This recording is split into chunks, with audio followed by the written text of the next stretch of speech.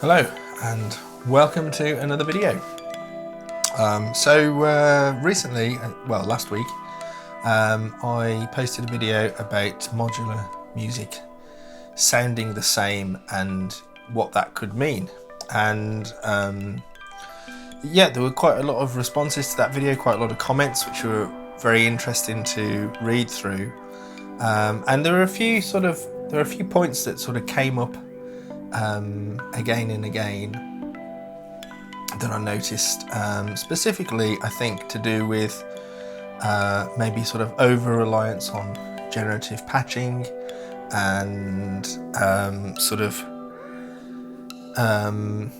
compositional awareness perhaps when people are working with modular, and maybe sort of like the idea of endlessly tinkering away and not really finishing a piece of music, or having sort of an intentionality to complete a patch as a piece of music. So I thought that would be something interesting to continue talking about a little bit in today's video.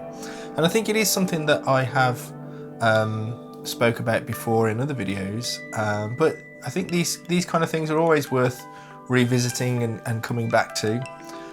So in the interest of sounding the same, I'm going to sort of have another little stab at this and see what comes out.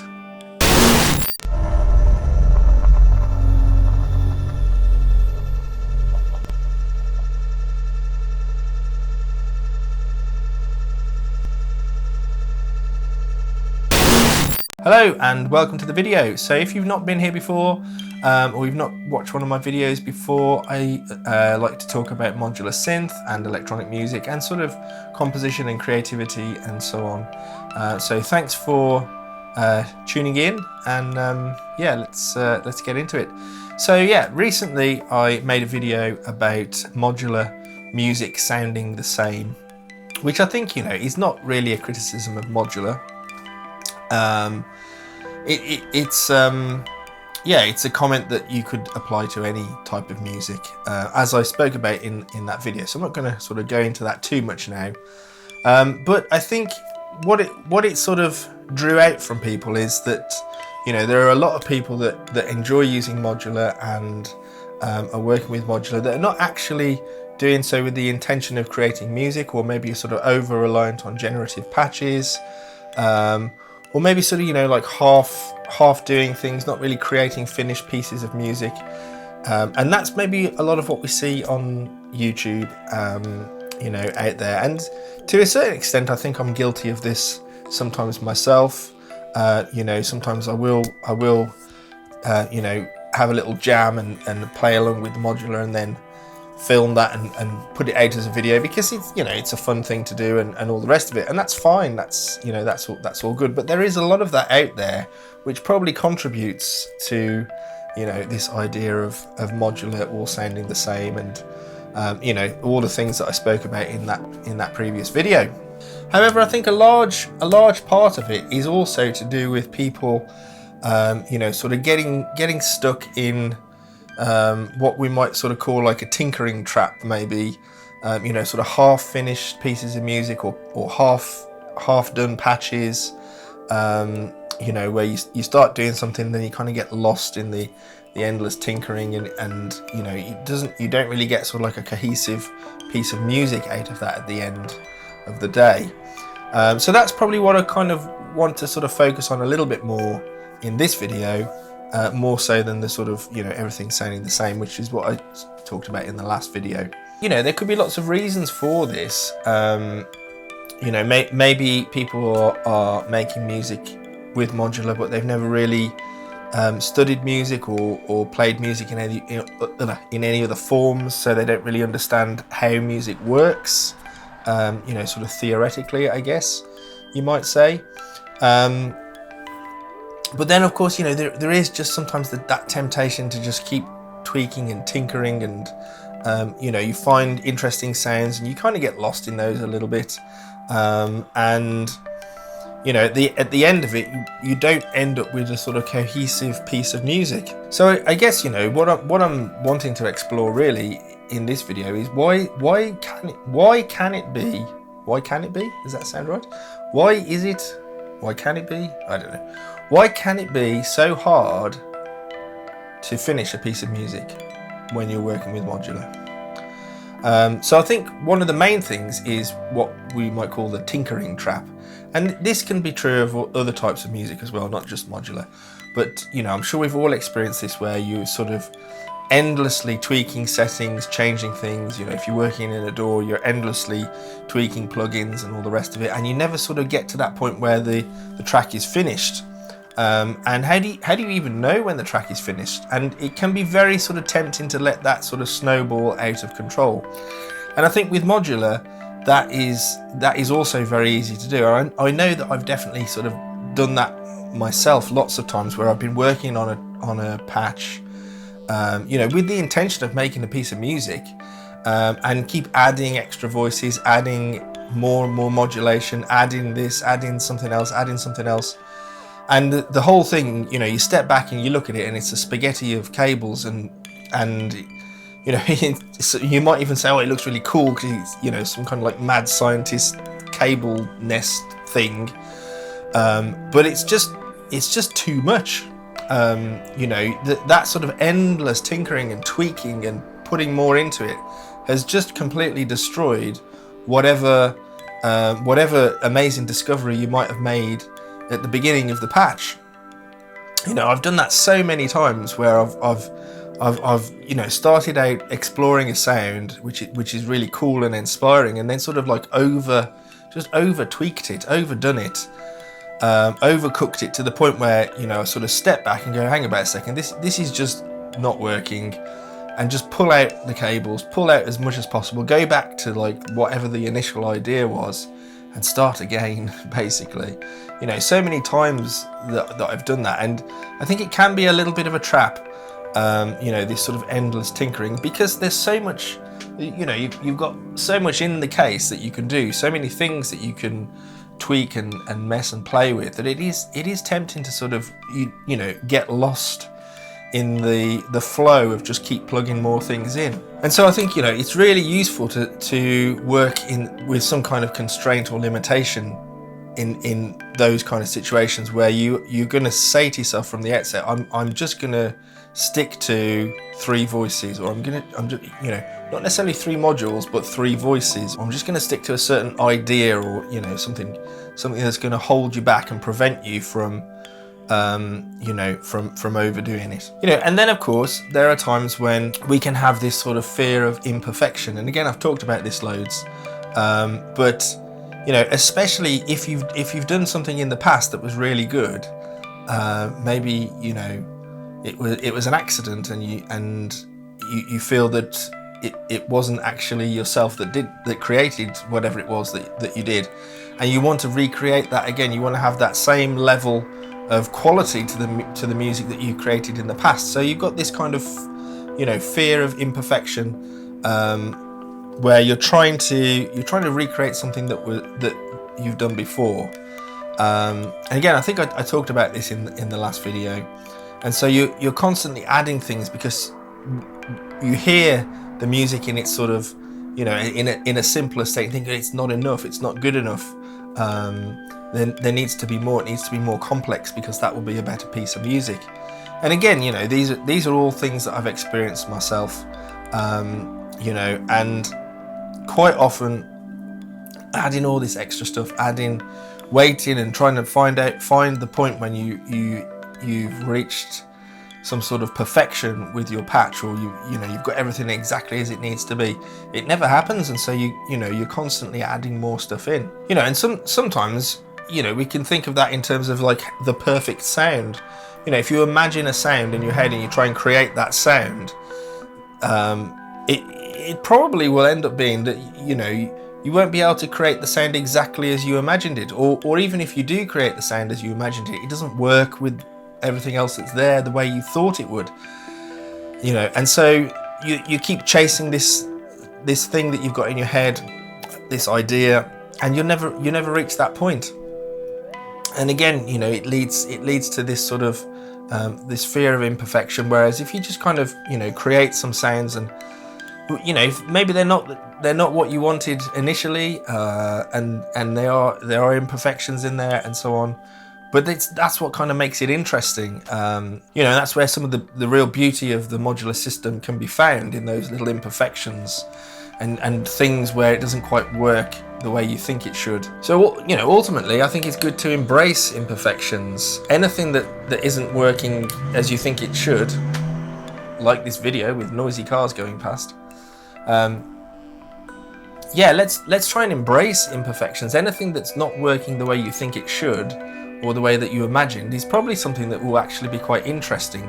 But you have to let go of whatever the idea was that you had in your head that you're intentionally trying to create sometimes, in able to accept the interesting, you know, beautiful little thing that you've stumbled across. Okay, sort of like a third point, if we're going through this numerically, and this is something that came up quite a few times in the comments, which actually I was kind of surprised about, but it kind of makes sense. And this is, you know, sort of an over-reliance on generative patching techniques. So, you know, something where you can set your synth going and just leave it going, and it's just going to create some music endlessly. That kind of thing has its place, and I personally, I do use a lot of sort of like generative techniques, I guess, to create little parts where, I don't know, it's playing random notes or whatever, but the overall sound of that part is serving some kind of function. It doesn't really matter what the notes are, or you know, but it's the overall part that's more important. But the criticism that I was seeing in some of the comments last time was, you know, if you over rely on the kind of generative parts, then you lose the kind of human element. And this is something maybe that we might see with like AI and the criticisms around the use of AI to create music, because there's a lack of kind of human connection there. And I can see that's, you know, that is a, you know, a fair point. But also I kind of sort of disagree as well, because sometimes some of those generative elements will throw up things that you don't expect. And it's almost like you're working with another person, albeit that person is a rectangular box with wires and cables and things, and so you kind of like almost working collaboratively, and so sometimes these generative elements will throw up unexpected things. But I guess, you know, as with anything, you can go too far in one direction, so you can go too far generatively, and, you know, sometimes it's always best to have a balance of you know, too much randomness or too much chaos, or you know, is not going to work. Too much generative stuff is not going to work, and so you need to find a middle ground where, you know, some of those generative elements are actually still kind of contributing and working well with the rest of the patch, but you're not kind of like overly reliant on it. You know, it's easy to create patches where it just goes on endlessly, and we might say, you know, if you think of generative music, the idea of generative music is that it's music that generates itself and never repeats. But actually, when you listen to a lot of generative music, or music that we would think of or class as generative, it is very repetitive. Yes, the melodies are never repeating, but, you know, if you've set a quantizer to a particular set of notes, it's never going to change key unless you've, you know, somehow set it to do that. But a lot of the time, a lot of music that we see on YouTube that's generative is just the same. It's the same thing going on endlessly, which is great if you want to just have something, you know, twinkling away in the background. But actually, it's not particularly musical. You know, a lot of music, what makes great music is contrast. You know, where you set up some sort of tension and then you resolve that tension, and it's very difficult to do that in a sort of generative patch where it's just going on endlessly, because you can't, it's very difficult to create that sense of tension or tension building, which is then released. You know, so you kind of still need to have some sort of control, maybe still have those generative elements in there, but have some overall control over them, so you can tweak them and change them as the piece of music progresses. And I suppose that kind of leads on to the next point, which is, you know, and again, this is something that came up in the comments, and I think this is quite interesting as well, but having some sort of compositional intent. And this is something that I've discovered myself, very much recently in the way that I try to work now. So for example, I would never give my patches a name. They're all just like sketches, whatever number. But recently I've started naming the patches, and the name has often come before I've started working on the patch. And this is because a lot of the stuff that I've been doing, I've been having to work to specific briefs,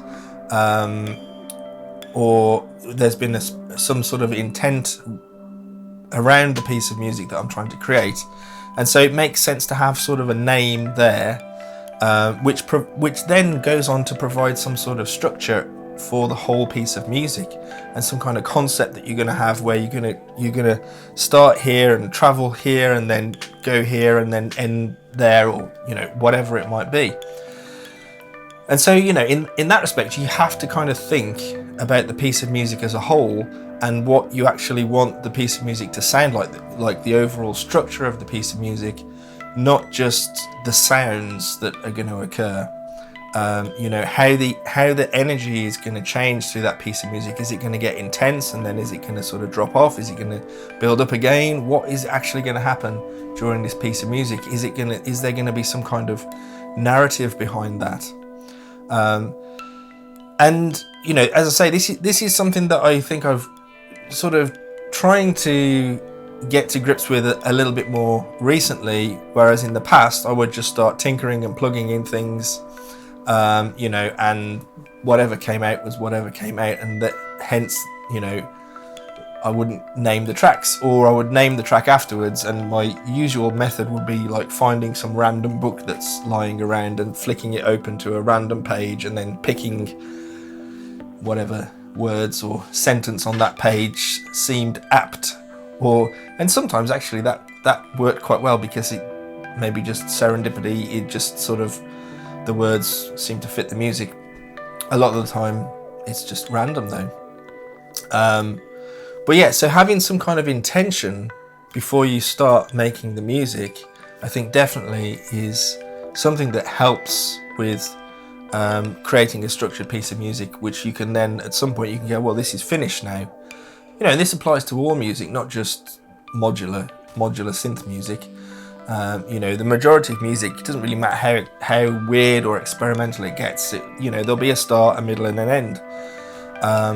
And maybe that's just how we're wired as human beings to experience art.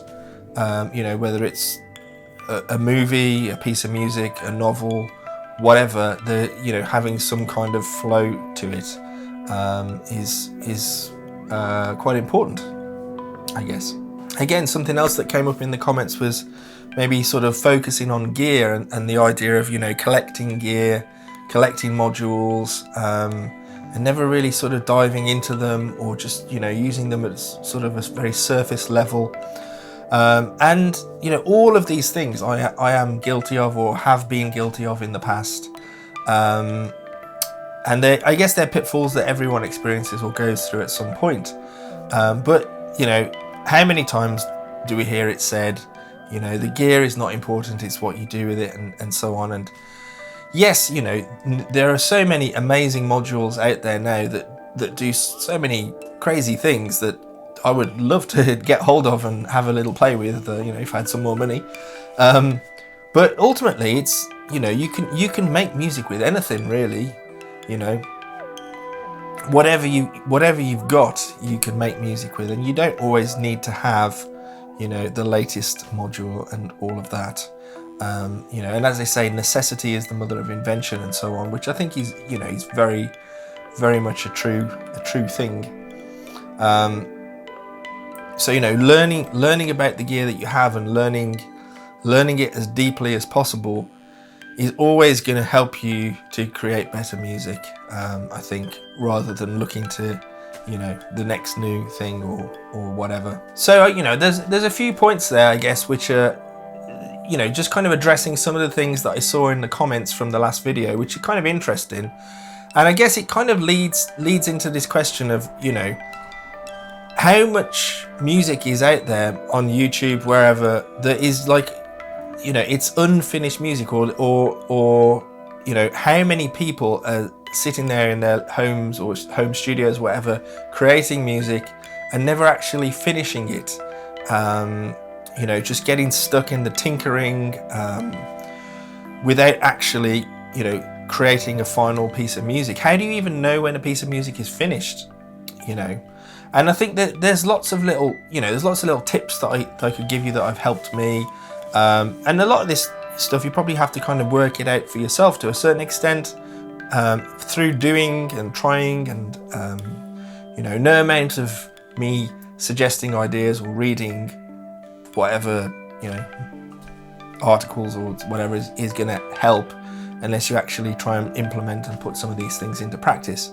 But yeah, so some of the things that have helped me, so setting constraints, setting limits, and you know, maybe I'll do a video just about constraints and limits at some point, but you know, that can be like limiting yourself to a certain number of modules, a certain number of voices, limiting yourself to a certain amount of time, that you've only got so much time to work on a patch and then that's it.